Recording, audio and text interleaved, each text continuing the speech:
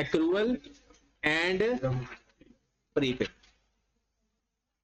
ये जो एक्रूअल का ताल्लुक होता है, इसका मतलब होता है अक्कर्ड,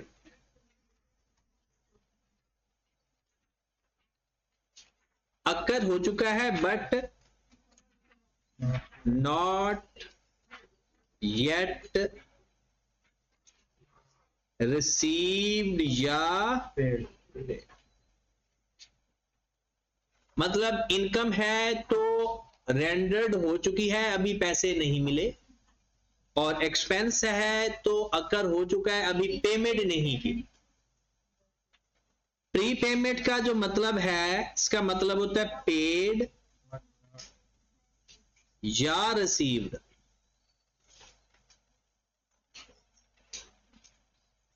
बट नॉट अकर्ड, चाहे इनकम है चाहे एक्सपेंस है।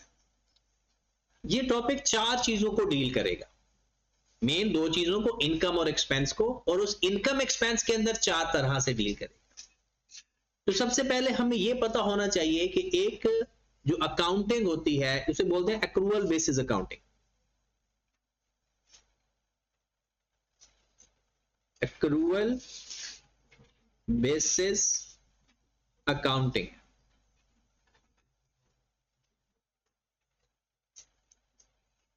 एक्रूअल बेसिस अकाउंटिंग कहती क्या है कि भाई आपने इनकम एक्सपेंस तब लिखने हैं जब अक्कर हो। इनकम एक्सपेंसेस कब लिखने हैं?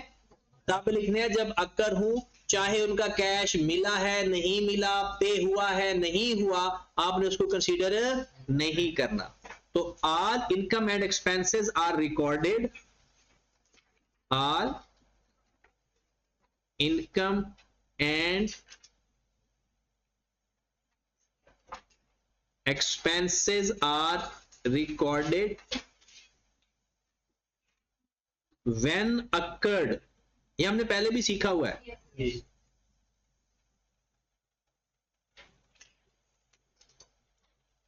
Not on the basis of cash paid या received। All income and expenses, वैसे तो लिखा होता है इवेंट्स एंड ट्रांजैक्शंस, क्योंकि इसके अलावा भी बात एक्रूअल बेसिस पर ही हम करते होते हैं, बट अभी जिस चैप्टर को हम पढ़ने जा रहे हैं ना उसमें इनकम एक्सपेंस है। तो all income and expenses are recorded when they occur not on the basis of cash received or paid. छोटा सा इसका मतलब सीखें। मतलब यह है कि जनाब अगर सपोज दैट आपने जनवरी का महीना है, मंथ के हिसाब से बता रहा हूं, आपका रेंट बनता है 7,000, ठीक है, महीना गुजर चुका है, आपने पे नहीं किया, आपने इस रेंट को, यही वाला रेंट जो जनवरी वाला है, वो आपने फेब में पे किया। अब हमने जब एसओसीआई बनानी होती है, एसओएफपी बनानी होती है, उसमें हमने एक्सपेंस लिखने होते हैं, इनकम लिखनी होती है। अभी वैसे ये अकाउंटिंग सालों के हिसाब से होती है, मैं आपको समझाने के लिए मंथ ले रहा हूं बस, ठीक है। अगर साल लेने हैं तो इसको आप जनवरी को कह दो 2024 और इसको कह दो 2025। 2024 के साल का रेंट है, पे हो रहा है 2025 में। अब जब आप लोगों ने एक एसओसीआई बनाते हो, एसओसीआई में आपने अदर एक्सपेंस लिखने होते हैं, रेंट एक्सपेंस में लिखना है। अब एक्सपेंस अकर हो रहा है 2024 में, पे हो रहा है 2025 में, तो किस साल की लिस्ट में आएगा एक्सपेंसेस में? 2000। हम बताएंगे कि जिस साल का वो है, इसे एक्रूअल बेसिस अकाउंटिंग कहते हैं। एक और एग्जांपल लेते हैं। हुआ ये कि आपने रेंट पे किया इन 2023 रुपीज 15,000 फॉर द ईयर 2025। आपने रेंट पे किया 2023 में 15,000 और वो पे किस साल का रेंट किया? 2025 के साल का।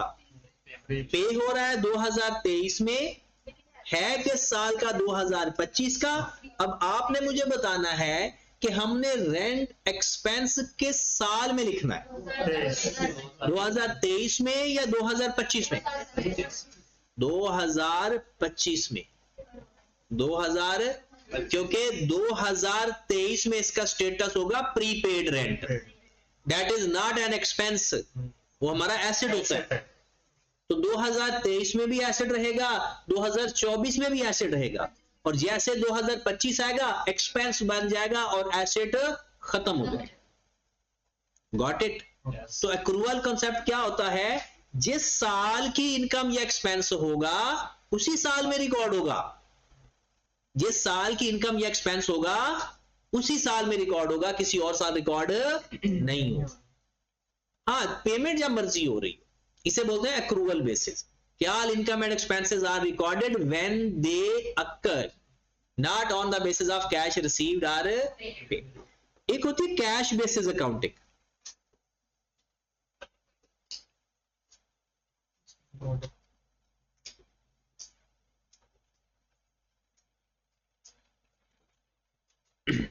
ये अकाउंटिंग कुछ जगहों पे एप्लीकेबल है, कुछ जगहों से मुराद है कि टैक्स वाले इसको मोस्टली प्रेफर कर रहे होते हैं कि टैक्स वाले कहते हैं भाई कैश इन आउट देखते हैं, हम नहीं देखते, अकरेंस को नहीं देखते, हम एक्रूवल्स कॉन्सेप्ट को नहीं मानते, हम कैश अकाउंटिंग को मानते हैं।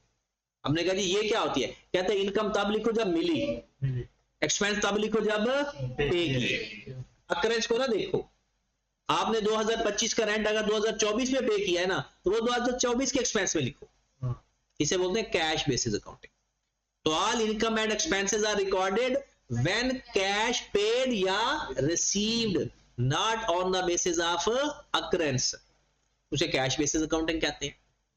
बट हम जो अकाउंटिंग करते होते हैं वो एक्रूअल बेसिस अकाउंटिंग होती है। जो हम अपना क्वेश्चन करेंगे, हम अपने सवाल करेंगे, वो किस बेस पे करेंगे? बट अगर वो कैश बेसिस अकाउंटिंग पे मुझे ये सवाल करके दिखाओ, तो फिर सिंपल देखना, कैश आ रहा है तो प्लस, जा रहा है तो माइनस, सिर्फ फिर कैश को देखेंगे। तो कैश बेसिस अकाउंटिंग क्या है? All income and expenses are recorded when cash received या paid, not on the basis of occurrence, not on the basis of occurrence। कभी कभी वो सवाल आपको दे सकता है, 2 नंबर का सवाल आपके लेवल पे, कि मैं कैश बेसिस अकाउंटिंग में काम कर रहा हूं, तो बताओ मेरे पास कितना प्रॉफिट हुआ। भाई प्रॉफिट कैसा है कि जितना कैश आया इनकम, जितना कैश पे हुआ एक्सपेंस, जो डिफरेंस आएगा। लेकिन होना इनकम और एक्सपेंस चाहिए, नॉन करंट एसेट का कैश पेड ना ले लेना, होना क्या चाहिए? इनकम और एक्सपेंस चाहिए। ठीक है। अब अगर हम एक्सपेंसेस की बात करें, एक्सपेंसेस बेसिकली 3 तरह से होते हैं। एक, हम इस चैप्टर के अंदर 2 डील करें, एक हम पहले ही हमें पता है। पहला एक होता है expense for the year.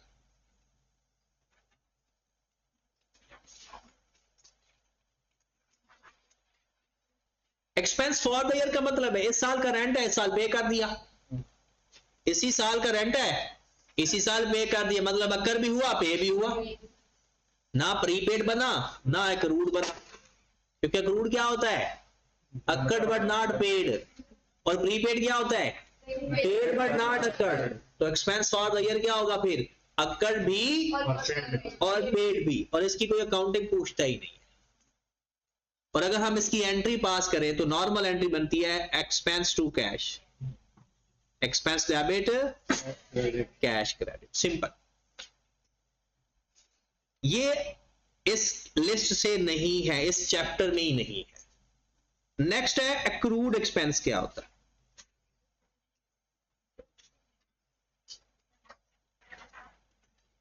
Accrued expense ऐसा एक्सपेंस होता है जो occurred but not paid. Occurred मतलब क्या है? हमारे साल में ये एक्सपेंस अकर हुआ है, लेकिन हमारे साल में पे, बताओ एक्सपेंस लिखोगे या नहीं? हमारे साल में अकर हुआ है बट पे नहीं हुआ, लिखेंगे या नहीं? लिखेंगे, क्योंकि हम एक्रूवल बेसिस अकाउंटिंग करते हैं। हम देखते हैं अकर हुआ है या नहीं। अगर अकर हो गया है तो जितना अकर हो गया है, क्या हमारा कैश क्रेडिट हुआ या नहीं? तो ये हमारी लायबिलिटी भी बन गई, एक्सपेंस भी बन गया, लायबिलिटी भी बन गई। तो पहले तो इसकी डेफिनेशन लिखेंगे। एक्रूड एक्सपेंस क्या होते हैं? अकर्ड, छोटी सी definition, accrued but not paid. Accrued but not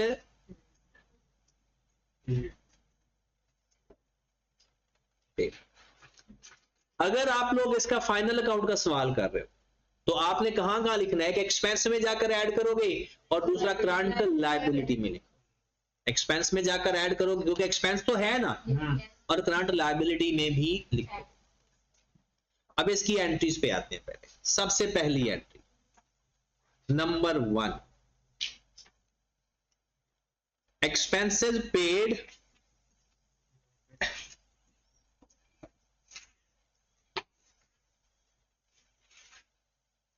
and, बल्कि एक्रूड एक्सपेंस है, अभी पेड की बात नहीं करेंगे, एक्रूड एक्सपेंस है। Expenses for the year,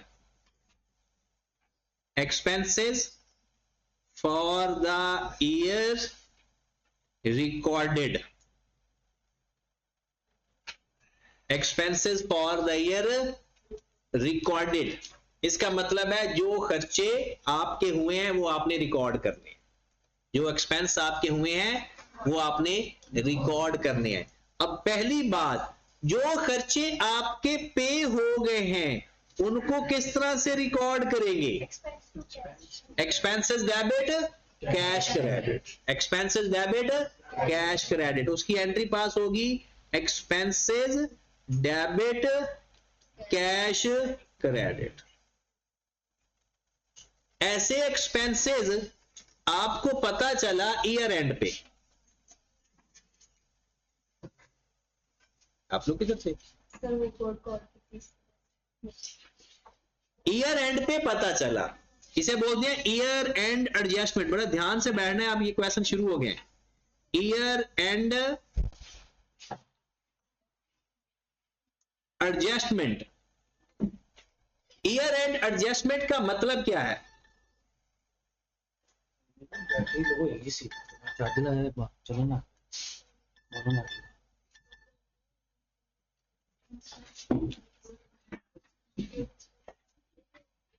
year and adjustment, year and adjustment का मतलब सीखें।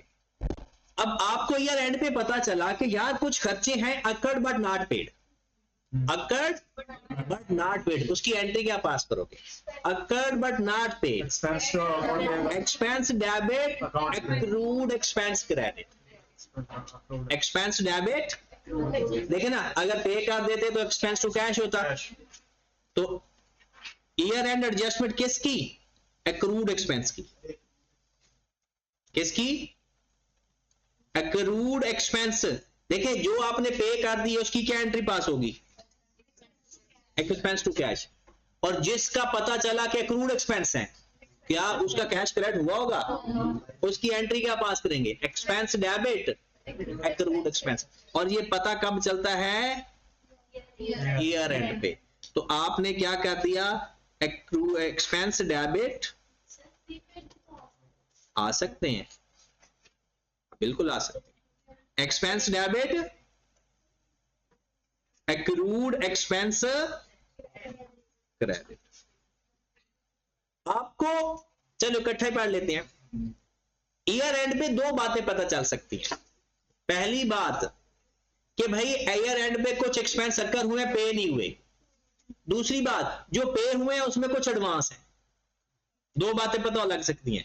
पहली बात, कुछ एक्रूड एक्सपेंस है, तो एक्रूड एक्सपेंस का पता चलेगा तो कैसे एडजस्टमेंट करोगे? Expense debit, accrued expense credit, मतलब कर क्या रहे हो? एक्सपेंसेस में प्लस कर रहे हो, एक्सपेंसेस बढ़ा रहे हो और करंट लायबिलिटी में भी लिख रहे हो। डन। पहले इसको खत्म करते हैं। अब आएगा eight the start of the next year, eight the start of next year, अगले साल का शुरू आएगा। वो कहता है कि अगले साल का शुरू जो होगा ना, जो आपकी ईयर एंड की एंट्री है ना, ये रिवर्स हो जाएगी। और ये पेपर में सवाल पूछा जा सकता है कि एक्रूड एक्सपेंस की एंट्री बताएं at the start of the या at the beginning of the next year. Next year को फॉलोइंग ईयर भी कहते हैं। अच्छा, अभी ये एंट्री पास करें, अगर आप कहते हो कि हमें सही वाली समझ लगे तो फिर आपको 2 मिनट वेट करना पड़ेगा। 2 मिनट बाद आपको सही वाली समझ लगी। अभी सिर्फ एंट्री पास कर लें, क्या एंट्री पास हो जाएगी? Accrued expense debit, expense credit. मैंने कहा ना अभी कुछ नहीं, बस लिख लेना है।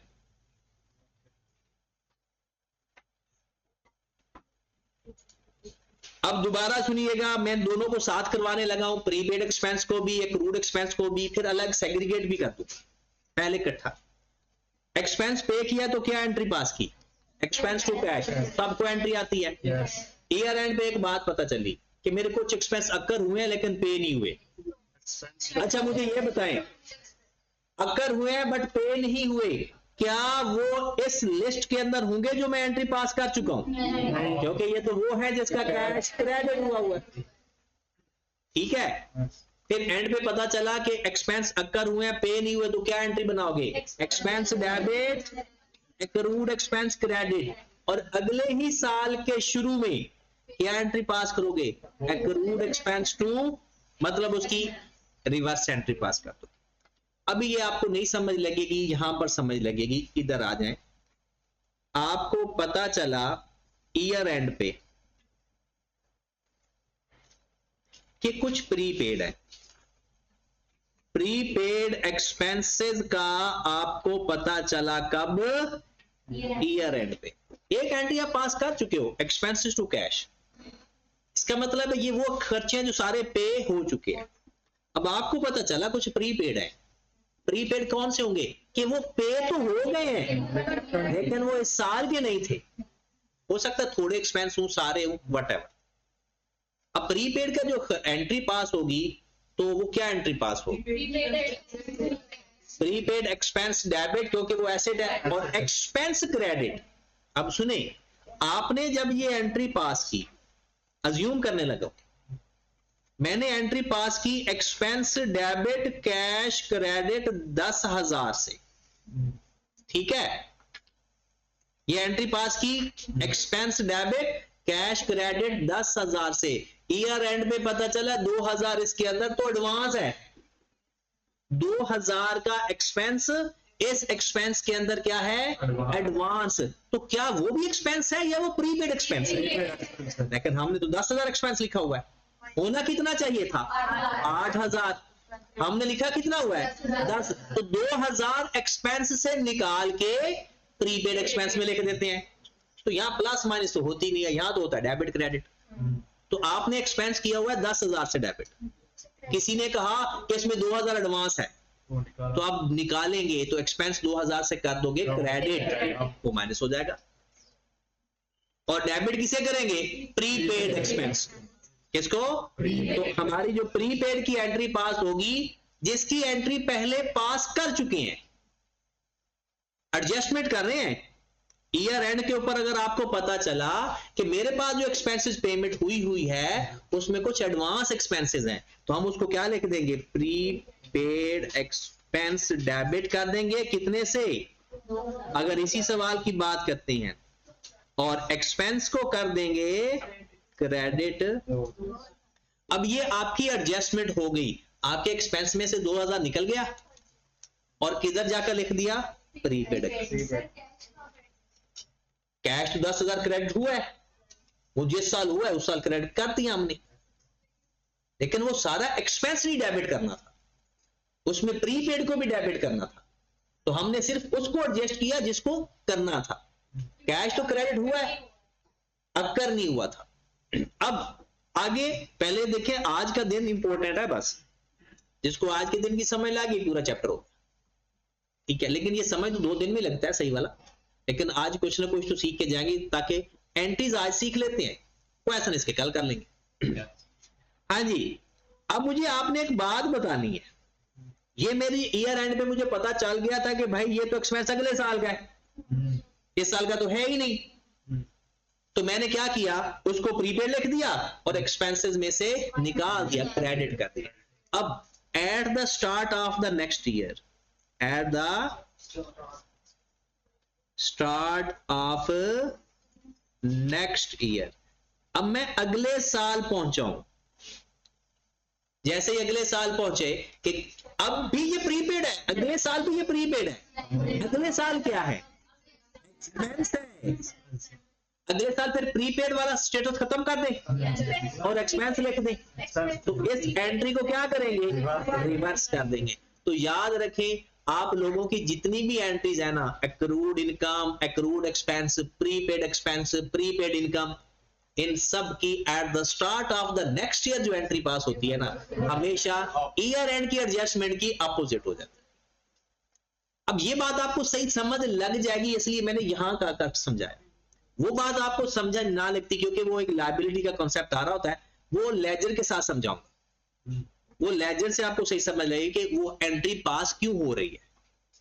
तो यहां पर हम क्या एंट्री पास करेंगे, expense debit prepaid expense credit, कितनी अमाउंट से जी,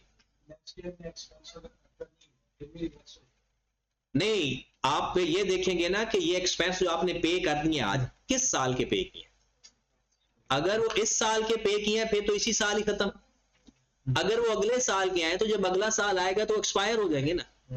हाँ, अगर आपने कुछ चौथे साल, फ्यूचर के चौथे साल का पे किया तो फिर वो करंट एसेट में आएगा ही नहीं, वो नॉन करंट एसेट में चला जाएगा। फिर जब वो साल आएगा उस साल प्रीपेड का स्टेटस खत्म हो जाएगा और एक्सपेंस होना वही है, expense debit prepaid expense credit, कब, जिस साल का वो एक्सपेंस है उस साल जाकर रिवर्स हो जाए। तो अब आकर इसकी सेपरेटली एंट्रीज बनाते हैं। नहीं बिल्कुल अगले साल है, तो देखिए अगर पहले ही बताया जाएगा ये एक्सपेंस आपने पे कब कर दिया, वो आज बताएगा, जब पे करेगा तो बताएगा ना, हमें कैसे पता चला, वो कहेगा कि जी आज का, अगले साल का एक्सपेंस आज पे कर दिया, इसका मतलब वो अगले साल का है। और अगर वो कहता है कि वो अगले साल का नहीं है तो फिर जिस साल का होगा तब रिवर्स कर देंगे, एंट्री वही होगी, प्रीपेड स्टेटस खत्म, एक्सपेंस आ जाए।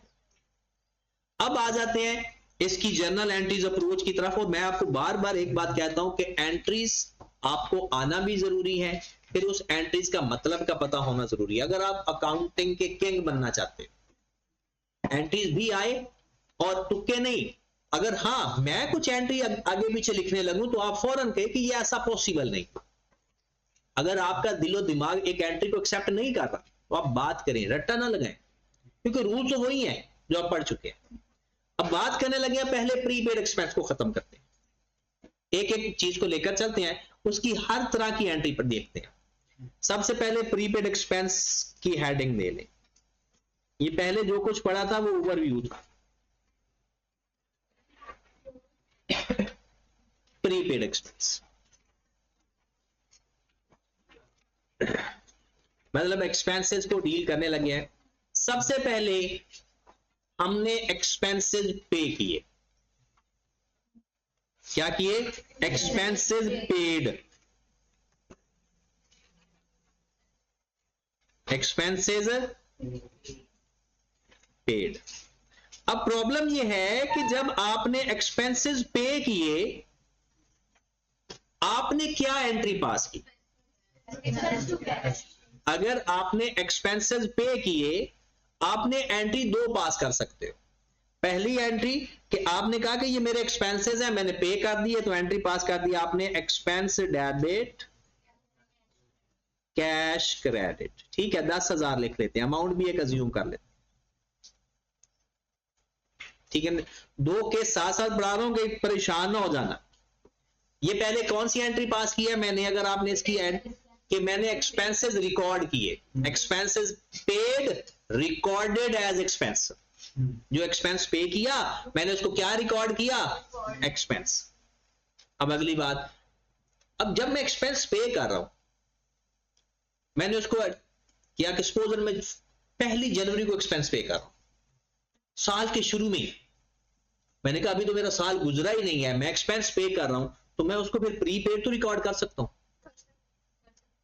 आज जनवरी का दिन है, अभी साल आना है, अगले पूरे साल के मैंने खर्चे पे कर दिए। रेंट की बात करता हूं, मैंने उसको ना 15 महीनों का रेंट दे दिया। अब सुने अब 2 वेज है यार, बल्कि 3 वेज। पहला वे कि आप सारी एंट्री पास कर दें एक्सपेंस टू कैश, पे कर दिए ना, और आप एंट्री क्या पास कर दें, एक्सपेंस टू कैश। दूसरा वे, आप उस एंट्री को पास करें prepaid expense to cash, advance भी तो है ना। अब पेपर में वो खुद बताएगा कि उसने पहली एंट्री कौन सी पास की है, पेपर में वो बताएगा कि उसने एंट्री जो एक्सपेंस पे कर रहा है उसने उसको एक्सपेंस रिकॉर्ड किया है या प्रीपेड एक्सपेंस रिकॉर्ड किया। अब अगर प्रीपेड एक्सपेंस रिकॉर्ड करेगा तो एंट्री क्या पास करेगा, प्रीपेड एक्सपेंस डेबिट कैश 10,000 से। डन, सॉरी ये 1 जनवरी की बात कर रहा हूं, साल के ये एंट्री पास कर रहा हूं, ऊपर क्या लिखा हुआ है, एक्सपेंस पेमेंट की। अब एक्सपेंस पेमेंट की एंट्री 2 हो सकती हैं, वैसे 3 भी हो सकती हैं, तीसरी की तरफ अभी मैं नहीं जा रहा। या तो मैंने उसको एंट्री पास कर दी एक्सपेंस टू कैश, या एंट्री पास कर दी प्रीपेड एक्सपेंस टू कैश, क्योंकि है तो ये एडवांस ही। अभी जब मैं पे कर रहा हूं उस दिन की बात कर रहा हूं, जिस दिन मेरा कैश क्रेडिट हो रहा है ये उस दिन की बात हो रही है। अभी हम ये देखते हैं एक्सपेंस पे किए हैं, जिसने एक्सपेंस पे किया वो एंट्री क्या पास कर रहा है, 2 उसके पास पॉसिबिलिटीज है। ये जो रेड है ये नॉर्मल है, ये जो ब्लैक है ये एबनॉर्मल से मुराद है, ये बताएगा वो कि एक्सपेंसेस पेमेंट को उसने लिखा क्या है। तो ये जनवरी की एंट्री है, नहीं जनवरी की भी तो पेमेंट हो, पहले 1 जनवरी की एंट्री मैं पास कर रहा हूं। अब 1 जनवरी को मैंने पेमेंट की 10,000, अब मैंने या तो एंट्री पास कर दी मैंने एक्सपेंस टू कैश, या एंट्री पास कर दी prepaid expense to cash. Done, दोनों ही सही एंट्रीज है, और ये एंट्री है किस चीज की, पेमेंट की। ये एंट्री किसकी है, पेमेंट की। अब आ रहा हूं मैं ईयर एंड के ऊपर, ईयर एंड एडजस्टमेंट, ये अगला टास्क है। पहला टास्क एक्सपेंस पेड, अब अगला उसके बाद क्या होगा आपको बताया जाएगा ईयर एंड के ऊपर। अब ईयर एंड के ऊपर अगर आपने एंट्री पास की हुई है एक्सपेंस टू कैश और आपको यह बताया गया कि इस साल के तो एक्सपेंस थे ही बस 8,000, क्या बताया गया कि इस साल के एक्सपेंस सिर्फ 8,000 हैं और आपने कितने लिखे हुए हैं 10,000, 2,000 तो अगले साल के हैं। इस 2,000 को एडजस्ट करोगे, 2,000 को, तो क्या अगर आपको बता दिया गया भाई करंट ईयर के एक्सपेंस तो 8,000 है और हमने पेमेंट कितने की हुई है 10,000, तो 2,000 को एडजस्ट करना है, तो इसका मतलब इस एक्सपेंस के अंदर 2,000 एडवांस या प्रीपेड है। तो क्या करना है इसमें, prepaid expense debit expense credit, prepaid expense debit expense कितनी अमाउंट से, ये जो रेड है ये नॉर्मल एंट्रीज है, ये जो ब्लैक है ये पहले तो पुरानी किताब में है ही नहीं, अब आई हमने नई किताब में दी हुई है, तो हो सकता है फिर इसका सवाल भी आपसे पूछे। ये जो ब्लैक में एंट्रीज पास कर रहे हैं ये पुरानी किताब में नहीं है, ये नई किताब में है। अब आते हैं, आपने एंट्री पास की हुई थी पहले प्रीपेड 10,000 से प्रीपेड टू कैश, और आपको यह बताया गया कि भाई 8,000 इस साल का एक्सपेंस है। इसका मतलब यह है कि आपने तो 10,000 का प्रीपेड लिखा हुआ है, तो प्रीपेड है कितना? 2,000। 8,000 क्या हो गया? एक्सपेंस। तो 8,000 का एक्सपेंस रिकॉर्ड कर लेते हैं, प्रीपेड खत्म कर देते हैं। आपने प्रीपेड कितना लिखा हुआ है? लेकिन 8,000 इस साल का एक्सपेंस हो चुका है। इसका मतलब है उसको प्रीपेड का स्टेटस खत्म कर दे और उसको क्या लिख दे? एक्सपेंस। तो इसमें अगर आपको 8,000 का पता चला, क्या एंट्री पास करोगे? Expense debit, expense debit, prepaid expense credit. वो कैश तो हो चुका है, कैश आप पे नहीं कर रहे। कितनी अमाउंट से? अब जरा दोनों केसेस में देखें, हमारा प्रीपेड 2,000 रिकॉर्डेड है। दोनों केसेस में हमारा प्रीपेड कितना रिकॉर्डेड है? 2,000। दोनों केसेस में ध्यान से देखिए, पहले फोकस करें। सर अगर ऊपर एक्सपेंस लिखे प्रीपेड के ना तब नीचे अगर एक्सपेंस लिखे तो लिखा नहीं हुआ, ये दोनों केस कर रहे हैं। लेकिन ये तो at start of next year ही ना ना ना ना ना ना, एक मिनट जरा फोकस करना है। दोबारा पहले तो ना दिमाग को एक्टिव करो, बल्कि रीएक्टिवेट करो। अच्छा, जब मैंने पेमेंट की ना, तो मैंने ये पूछना है भाई एंट्री क्या पास की हुई है? दो एंट्रीज पास हो सकती है, एक एक्सपेंस टू कैश या prepaid expense to cash. Done. पहला केस मैंने एंट्री पास की जब पेमेंट की एक्सपेंस टू कैश। डन। मुझे ईयर एंड पे बताया गया कि इसमें ना 8,000 इस साल के एक्सपेंस हैं, 2,000 एडवांस हैं, वो किसी भी तरह से बता दिया जाए। अब मुझे पता चल गया कि एक्सपेंस इस साल के थे 8,000, 2,000 इसमें प्रीपेड था, लेकिन मैंने एक्सपेंस कितने से लिखे हुए हैं? 10,000 से। तो 2,000 यहां से एक्सपेंस निकाल दूं। एक्सपेंस निकालूंगा तो कैसे निकालूंगा? क्रेडिट करूंगा और उसको क्या लिख दूंगा? प्रीपेड। ये तब होगा अगर मैंने पहले एक्सपेंसेस रिकॉर्ड किए थे पेमेंट को। अब इधर आओ, मैंने पेमेंट को प्रीपेड रिकॉर्ड किया था, मैंने पेमेंट को प्रीपेड रिकॉर्ड किया था। साल खत्म हुआ, ईयर एंड, पता चल गया मुझे। क्या पता चला कि भाई 8,000 एक्सपेंस हो चुके हैं, 2,000 प्रीपेड है, लेकिन मैंने तो 10 का 10 प्रीपेड लिखा हुआ है। प्रीपेड है कितना? प्रीपेड कितना है? 2,000। इसका मतलब है 8,000 प्रीपेड खत्म करूंगा, क्योंकि जो लिखा हुआ है उसको खत्म करूंगा ना। तो 8,000 मैंने प्रीपेड खत्म कर दिया और इसको क्या बना दिया? एक्सपेंस बना दिया। क्या बना दिया? एक्सपेंस बना दिया। अगर इन दोनों एंट्रीज को अब कंबाइन करो दोनों केसेस में, तो आपको 8,000 एक्सपेंस में नजर आ रहा होगा और 2,000 प्रीपेड में नजर आ रहा होगा साल के एंड पे। 8,000 एक्सपेंस में देखें, 10,000 से डेबिट, 2,000 से क्रेडिट। 8,000 एक्सपेंस और प्रीपेड से कितना नजर आ रहा है? अब 10,000 से प्रीपेड डेबिट, 8,000 से क्रेडिट, 2,000 से प्रीपेड, और एक्सपेंस में कितना नजर आ रहा है? 8,000। तो ये डिपेंड करता है हमने पहली एंट्री क्या पास की और फिर एडजस्टमेंट क्या करनी है। अगर पहली एंट्री में आपने सारा ही एक्सपेंस लिखा हुआ है, तो अब जितना प्रीपेड है वो प्रीपेड लिखें, एक्सपेंस खत्म करें। और अगर आपने सारा ही प्रीपेड लिख दिया है, तो जितना प्रीपेड खत्म हो गया वो खत्म कर दें, उसको एक्सपेंस बना दें। जैसे मैंने आपको कहा कि जी मैंने 15,000 पे कर दिया है 2025 का। हमने पूछा जी क्या रेट क्या है? मैंने कहा हर साल का हर महीने का 1,000 रुपया खर्चा मेरा।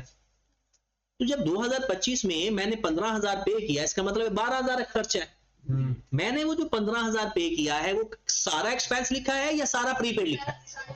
अगर सारा प्रीपेड लिख दिया है तो उसमें से 12,000 एक्सपेंस में लिख दूं और 3,000 को दोबारा क्यों लिखूंगा? 15 लिखा हुआ है ना, उसमें सिर्फ 12,000 निकाल दूंगा। जैसे इसमें 10,000 लिखा हुआ है ना, इसमें से 8,000 खत्म कर दिया तो 2,000 तो है। जब लेजर बनाऊंगा तो लेजर के अंदर 10,000 डेबिट, 8,000 क्रेडिट, तो बैलेंस में 2,000। अब आ जाते हैं eight the start of the next year. अब कैश पेमेंट के 2 फेज, ईयर एंड एडजस्टमेंट के 2 फेज, और अब at the start of the next year last phase इसका, at the start of next year. अच्छा, ये सिर्फ होता प्रीपेड में है, होता सिर्फ प्रीपेड में है। हाँ जी, अब आ जाते हैं, इसकी एंट्री क्या पास होगी, एक्सपेंस डेबिट, प्रीपेड एक्सपेंस कितने से, क्योंकि वो जो आपने प्रीपेड लिखा हुआ था वो खत्म हो गया, प्रीपेड आपने प्रीपेड लिखा हुआ था ना ईयर एंड के ऊपर, अब एक्सपेंस हो गया, तो expense debit, prepaid expense credit. यहां पर आए, इस केस में क्या लिखें,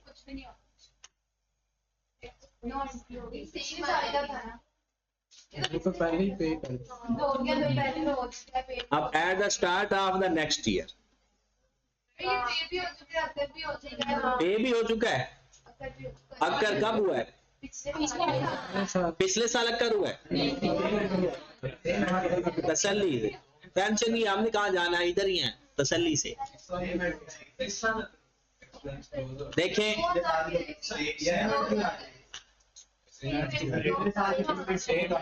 सेम एंट्री आएगी। अब सुनिएगा, पिछले साल ये प्रीपेड रिकॉर्ड हुआ है 2000 से, जब ये साल आया तो इसका प्रीपेड टोटल आपने प्रीपेड कितना रिकॉर्ड किया हुआ है, आपने खत्म कितना किया, 8000, 2000 तो अभी भी प्रीपेड है, आपकी बुक्स के अंदर तो आ रहा होगा ना। जब अगला साल आया, क्या अगले साल भी ये प्रीपेड रहेगा? अब प्रीपेड का स्टेटस खत्म, तो एंट्री क्या पास होगी, कब लिखा है, अगले साल में जा रहा हूं, आप चलें। अब ये ग्रीन वाली तो इस केस में लिखी है ना, ये इसकी भी सेम एंट्री है, एक्सपेंस डेबिट 2000 और प्रीपेड एक्सपेंस क्रेडिट 2000। तो ये प्रीपेड की, अच्छा ये तो वो एंट्रीज है ना, एक और एंट्री भी है, वो बाद में देखते हैं, पहले इनको पक्का करते हैं। सबसे पहले आपको वो खुद बताएगा, अगर नहीं बताएगा तो ये केस है, ये वाला पहले वाला, अगर वो नहीं बताएगा, साइलेंट केस है, तो पहले वाला होगा। अब पहली एंट्री आपने क्या पास करनी है, दोबारा सुने, पहले केस में हमने एंट्री पास की जब पेमेंट की एक्सपेंस रिकॉर्ड कर दी, तो क्या एंट्री पास की, expense to cash. Year end पे पता चला कि उसमें कुछ एडवांस है, तो एडजस्ट करेंगे, एक्सपेंस से माइनस करके एक्सपेंस को क्रेडिट करके प्रीपेड को डेबिट कर देंगे, और eight the start of the next year फिर एक्सपेंस टू प्रीपेड। अब आ जाते हैं दूसरे केस में, अगर हमारे पास पहले हमने रिकॉर्ड क्या किया, प्रीपेड एक्सपेंस को डेबिट कर दिया, कि सारा एडवांस लिख दिया, साल के एंड में पता चला कि इतना तो खर्च हो चुका है, अब जितना फिर अक्सर हो गया प्रीपेड खत्म कर देंगे, उतने से एक्सपेंस में लिख देंगे, और बाकी जो बाकी बच गया प्रीपेड वो अगले साल के एक्सपेंस में चला जाएगा और प्रीपेड खत्म हो जाएगा। अब असल इसकी क्या एंट्री बनती थी, ये तो एंट्री थी ना कि इनको एडजस्टमेंट की जरूरत पड़ी।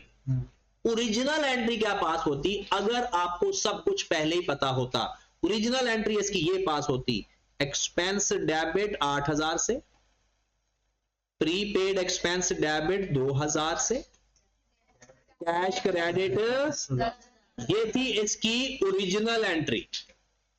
अगर आपको पहले से पता होता, आप अलग अलग तोड़ के एंट्रीज ना बनाते। ये तब करते होते हैं कि आप पहले पूरी अमाउंट किसी एक चीज में रिकॉर्ड कर देते हैं, फिर इसको जरूरत होती है एडजस्टमेंट की। अगर आप लोग क्या करो कि अगर आप लोग पहले ही सही वाली एंट्री पास कर दो, तो फिर ईयर एंड पे कोई एडजस्टमेंट नहीं करेंगे, क्योंकि प्रीपेड को आपने प्रीपेड में लिखा हुआ, एक्सपेंस को आपने एक्सपेंस में लिखा हुआ, तो एडजस्टमेंट कब करेंगे, एडजस्टमेंट तब करेंगे जब हमने पहले या तो सारा एक्सपेंस लिख दिया और बाद में पता चला उसमें एडवांस है, या सारा एडवांस में लिख दिया, बाद में पता चला कुछ टोकर भी हो गया है। वो तो जाएगा अगले साल, तो हम एंट्री पास करेंगे prepaid to expense to prepaid, वो तो एक ये वाला खत्म एक्सपायर करेंगे अगले साल। ठीक है, प्रीपेड एक्सपेंस की यही एंट्रीज है। पेपर में वो आपसे किसी भी तरह से डॉजिंग करके आपको डॉज कर सकता है। वो आपको कह देगा पहले की एंट्री पास की, दूसरी एंट्री क्या पास की, तो एंट्रीज आपको फिक्स होनी चाहिए दिमाग के अंदर। किस टाइप की एंट्री, एडजस्टमेंट वाली एंट्री पूछ रहा है, एडजस्ट किसको करना है, क्या एडवांस को खत्म करना है या एक्सपेंस को काम खत्म करना है। अब आ जाओ एक्रूड एक्सपेंस। एक्रूड एक्सपेंस में ये केस नहीं है, एक्रूड एक्सपेंस में एक ही केस है, एक्रूड एक्सपेंस।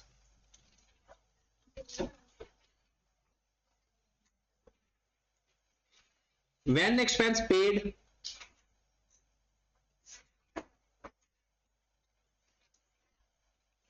अब जाहिर सी बात है ये है ही एक्रूड। जब पेमेंट करेगा तो एंट्री पास करेगा एक्सपेंस डेबिट, कैश क्रेडिट, कितनी अमाउंट कर लेते हैं 5000। ईयर एंड पे पता चला एक्रूड एक्सपेंस हैं 3000। इसका मतलब है कि मैंने ना एंट्री पास की हुई थी एक्सपेंस डेबिट कैश क्रेडिट, बाद में पता चला एक्सपेंस तो 8000 है। एक्सपेंस कितने हैं 8000 है, बस 5000 पे हुए हैं, तो ऊपर तो सिर्फ पेमेंट वाले लिखे हुए हैं। तो इसका मतलब है जितने एक्सपेंसेस पे ना करो तो क्या उसकी एंट्री नहीं पास करेंगे, क्योंकि हम तो करते हैं अकड़। तो ईयर एंड पे आपको पता चला कि 3000 के एक्सपेंसेस और भी हैं, तो बताओ एक्सपेंसेस में ऐड करेंगे या नहीं, क्योंकि अक्कर हो चुके हैं, पेमेंट इसकी। अब आप लोग ये कह सकते हो सर हो सकता है 5000 के अंदर शामिल हो, भाई अगर 5000 के अंदर शामिल होता तो पेमेंट हो चुकी होती है। ये 5000 प्योर पेमेंट है और ये 3000 का स्टेटस क्या है, नॉट पेड। अक्कर, तो इसका मतलब है एक्सपेंस डेबिट कर देंगे, एक्सपेंसेस में ऐड, और एक्रूड एक्सपेंस क्रेडिट कर देंगे। मतलब इसको आउटस्टैंडिंग एक्सपेंस भी बोलते हैं, एक्रूड एक्सपेंस भी बोलते हैं, जो नाम आपको पसंद आ जाए। 3000। अब अगर आप अपनी स्टेटमेंट ऑफ फाइनेंशियल पोजीशन में जाओ और अगर स्टेटमेंट ऑफ कॉम्प्रिहेंसिव इनकम में जाओ, एसओपीएल के अंदर जिसे कहते हैं, तो आपके एक्सपेंस 5000 पहले के लिखे हुए, 3000 दोनों को प्लस करके लिखेंगे, करंट लायबिलिटी होती है। और ये नॉन करंट तब बनती है जब पहले से बताया हो, आपकी करतूतों में नहीं। मतलब करतूतों से मुराद यह कि हम लटकाई जा रहे हैं बंदे को। हम असल स्टेटस क्या है कि अगर अगले साल पे करना है तो वो तो डिफॉल्ट के केस बन जाते हैं ना, कि हम लोगों को पैसे नहीं पे करें। हाँ, अगर आपको कोई ये कहे कि ये एक्सपेंस कोई अगले 2 सालों के बाद पे करने हैं तो फिर ये नॉन करंट है जी। उसके बाद आ जाते हैं eight the start of the next year, eight the start of next year, अगले साल के शुरू में, अगले साल के शुरू, eight the start of the next year. Accrued expense debit नहीं, पहले एक्सपेंस फिर वो लेजर्स के जरिए वो कैश में चला जाता है। ऐसा क्यों होता है ये मैं आपको लेजर्स में सिखा दूं, क्योंकि अभी लेजर्स भी साथ ही शुरू कर दे ना तो छोटा सा दिमाग है, वो सारी चीजें ना ओवरफ्लो होना शुरू हो जाती। कुछ चीजें हम यहां पर अभी याद करेंगे, बाद में समझेंगे, कुछ चीजें इधर ही साथ साथ समझेंगे। खत्म हो गया एक्रूड एक्सपेंस। कैश तो जब अगले साल का पे होगा तब कैश क्रेडिट होगा। अभी तो मैंने पिछले साल को आगे ट्रांसफर किया है, बस ये कैरीड ऑन को ब्रॉड ऑन बनाया है। एक तरह से क्या बनाया है, कैरीड ऑन को ब्रॉड ऑन बनाया है, दोनों ही चीजें खत्म। ये तो अगले साल खत्म किया है। Eight the start of current year में उसका स्टेटस क्या है, लायबिलिटी। अगले साल हम अदा कर देंगे, अगले साल अदा, अभी अदा करते तो कैश क्रेडिट होता, अभी कैश क्रेडिट, अभी इसको बोलते हैं ट्रांसफर किया है। क्या बोलते हैं इसको, अगले साल ट्रांसफर कर दिया। फिर वो अभी पेमेंट की अपनी एंट्री पास हो जाएगी। पहले लायबिलिटी खत्म हो जाएगी और एक्सपेंस भी सारे पे हो जाए। हाँ जी, तो अगर आपसे कोई पूछे कि एक्सपेंस पेमेंट की एंट्री क्या है, एक्सपेंस टू कैश। अगर वो आपसे पूछे कि एक्रूड एक्सपेंस का पता चला, उसकी एंट्री क्या है, एक्सपेंस डेबिट एक्रूड एक्सपेंस। किसी भी एक्रूड एक्सपेंस की अगले साल की एंट्री पास होगी, accrued expense debit expense credit. अब एक्सपेंसेस टोटली खत्म हो गए, प्रीपेड का स्टेटस भी खत्म और एक्रूड का भी। अब हम जा रहे हैं लास्ट पे, इनकम पे। तो पहले इनकम कहते हैं, एडवांस या अनअर्न्ड इनकम वाली साइड पर चलते हैं।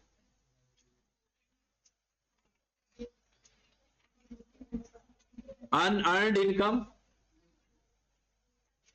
या इसको क्या बोलते हैं, एडवांस इनकम।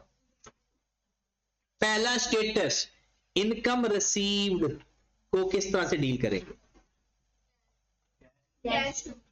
इनकम। अच्छा, दोनों जो प्रीपेड है ना, दोनों का सेम स्टेटस है। वो कहते हैं दो चीजें आप लिख सकते हो सकता है आपने एंट्री पास कर दी, जो इनकम रिसीव की उसको इनकम ही लिख लिया, सारा जितने पैसे मिले सारी इनकम में लिख दिया। सपोज कैश डेबिट कर दिया, वो वाली इनकम 10,000 से कर लेते हैं। या आपने जो पैसे लिए उसको इनकम नहीं लिखा, बल्कि एडवांस इनकम लिख लिया, अनअर्न्ड इनकम लिख दिया, क्योंकि सारे पैसे जनवरी में ले रहे हैं एक तरह से। तो हम कहेंगे भाई अभी अक्कर होगा तो मैं इनकम बनाऊंगा, अभी तो पैसे मिले हैं, कुछ किया ही नहीं तो पैसे मिल गए, तो फिर तो इनकम ना हुई। तो आप ये भी एंट्री पास कर सकते हो, कैश डेबिट अनअर्न्ड इनकम, बिल्कुल वो प्रीपेड की तरह। ईयर एंड आ गया, पता, हाँ ये अनअर्न्ड इनकम लायबिलिटी होती है। पता चला 8,000 इनकम है, पहले केस में पता चला 8,000 इनकम है, पर हमने कितनी इनकम लिखी हुई है, 10,000 से। तो क्या करें, इनकम में से 2,000 निकाल दें और उसको क्या लिखें, एसेट या लायबिलिटी। एसेट या आपने एडवांस में पैसे ले लिए, अभी काम करना है, लायबिलिटी। आपने 10,000 सारी इनकम में लिखा हुआ है, ईयर एंड पे पता चला कि सिर्फ 8,000 इनकम है, 2,000 तो अगले साल अक्कर होना है। लिया हमने 10,000 है, लेकिन 2,000 अगले साल की इनकम भी आज ही ले ली है। तो क्या करें, इनकम में से माइनस, इनकम को कर देंगे डेबिट और उसको लायबिलिटी बना लेंगे, अनअर्न्ड या एडवांस इनकम क्रेडिट। कितने से, 2। जो 10,000 इनकम है, क्या ये सारी इनकम है, ये 2,000 एडवांस भी है?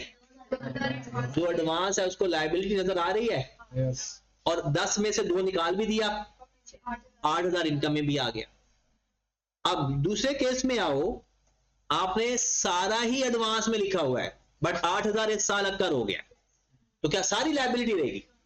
तो जितनी लायबिलिटी है वो खत्म करके किधर लिख दे, इनकम में, क्योंकि आपने तो सारी लायबिलिटी लिखी है ना, और 8,000 तो अक्कर हो गया। तो जितनी इनकम अक्कड़ हो गई वो लायबिलिटी खत्म कर देंगे और इनकम बना लेंगे। तो बनाओ जरा, क्या करेंगे, इनकम क्रेडिट कर देंगे, कितने से, क्योंकि इनकम अक्कर हो तो क्रेडिट ही होती है, और अपनी लायबिलिटी उतनी अमाउंट से खत्म कर देंगे, अनअर्न्ड इनकम। कितने से, कैश तो रिसीव नहीं हुआ, नहीं कैश तो एक दफा 10,000 ले चुके हैं, अभी तो एडजस्टमेंट कर रहे हैं कि उस 10,000 के अंदर ना सारी लायबिलिटी नहीं है।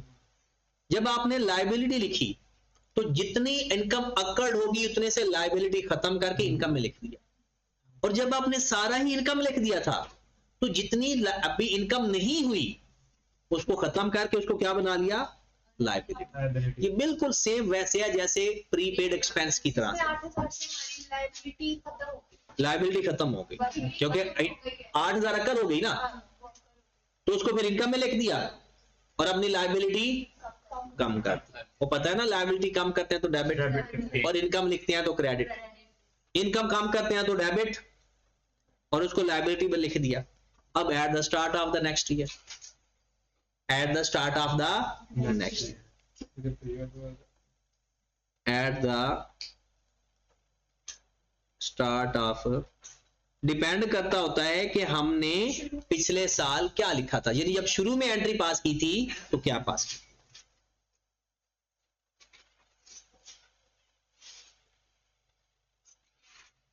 हाँ जी,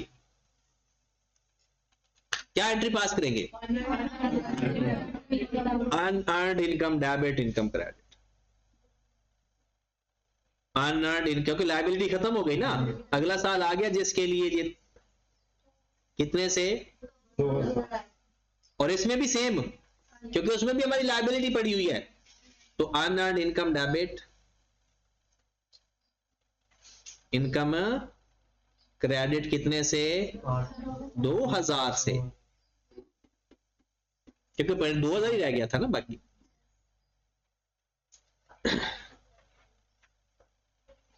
ये हमारे पास आ जाता है अगर हम एडवांस इनकम पहले रिकॉर्ड क्या किया था, फिर उसको एडजस्ट कर लेंगे।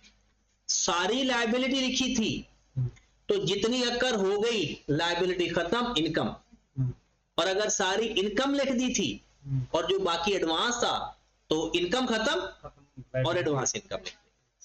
ठीक है, ये बिल्कुल एक्सपेंस की ही तरह है। Next last, accrued income. Accrued income होता क्या है भला?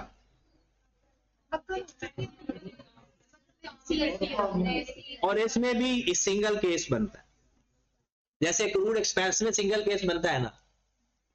सबसे पहले इनकम अकर्ड बट नॉट, पहले जितनी इनकम रिसीव करेंगे उसकी एंट्री क्या पास होगी? इनकम रिसीव्ड की एंट्री, कैश टू इनकम 5000 से, हमने इनकम में कितना लिख लिया? 5। ईयर एंड पे पता चला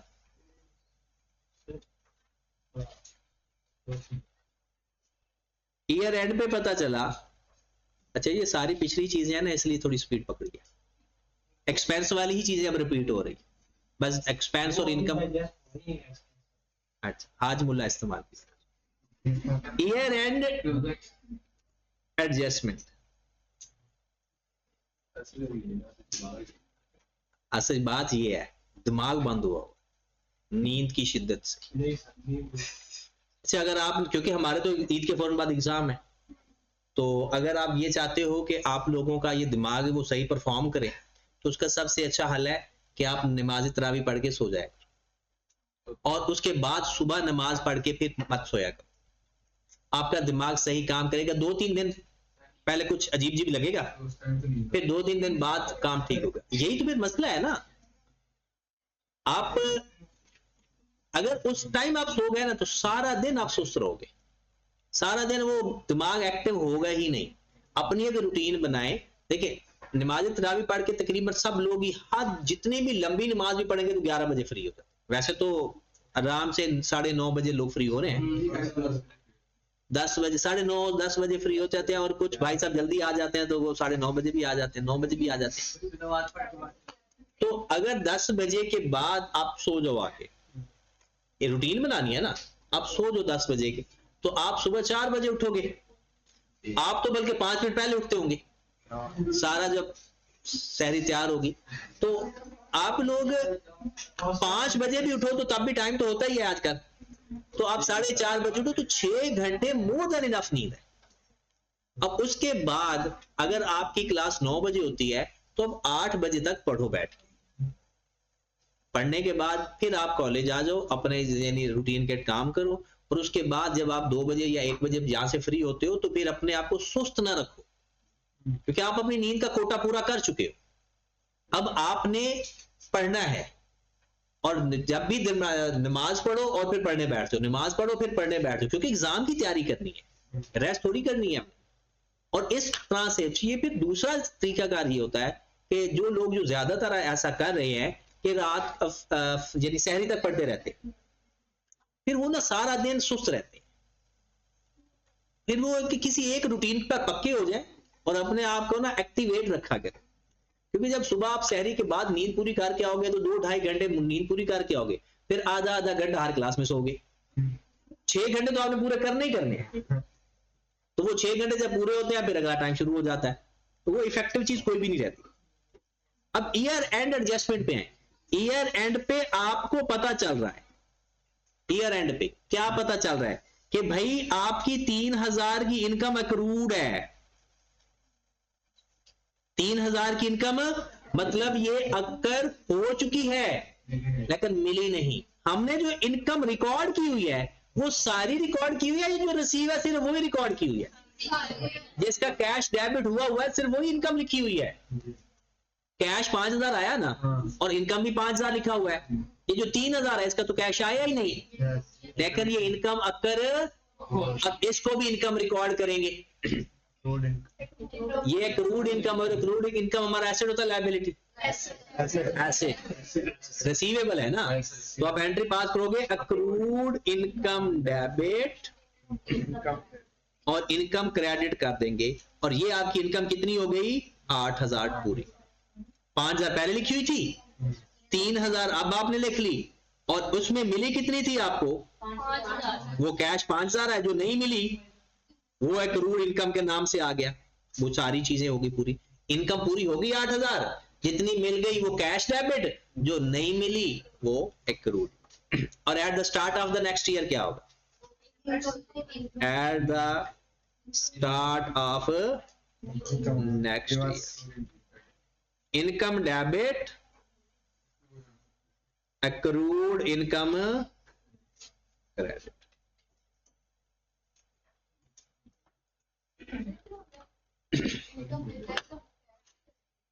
नहीं, कैश वो बाद में करेंगे, अभी सिर्फ ट्रांसफर किया अगले साल, जब एक्चुअल में कैश मिलेगा ना तब उसके साथ करेंगे।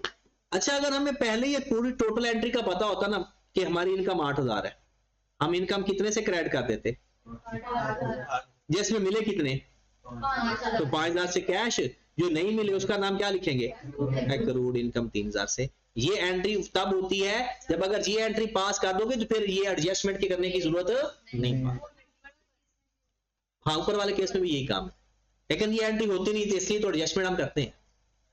तो अब आपके पास ये चैप्टर आपका खत्म हो गया, थ्योरेटिकली, न्यूमेरिकली नहीं, थ्योरेटिकली खत्म हो गया। और अब आपने घर जाकर सबसे पहले खिड़की पे बैठ के ग्लांस ये पैरा पढ़ना है, फिर आपने ये एक्रूअल कॉन्सेप्ट और cash basis accrual basis accounting, ये एक्रूड एक्सपेंस है, इसकी सारी एंट्रीज मैंने आपको करवा दी है, आपने एंट्रीज कर लेनी है। लेजर्स हम कल सीखेंगे, लेजर्स अभी नहीं, क्योंकि आजकल ना रमजान की वजह से नहीं, कि आप ये समझो कि आपको रमजान की वजह से जल्दी छुट्टी कर दी जाती है, रमजान में ज्यादा बरकत होती है पढ़ाई में। ये मैं कोई 2-3 दिन बाद फ्री हो जाऊंगा, कुछ एक लोगों की रिवीजन करवा रहा हूँ, और जैसे रिवीजन से खत्म हो जाऊंगा तो फिर हमारा वही पुराना टाइम है 2, 2.5, 3, 3.5 नहीं।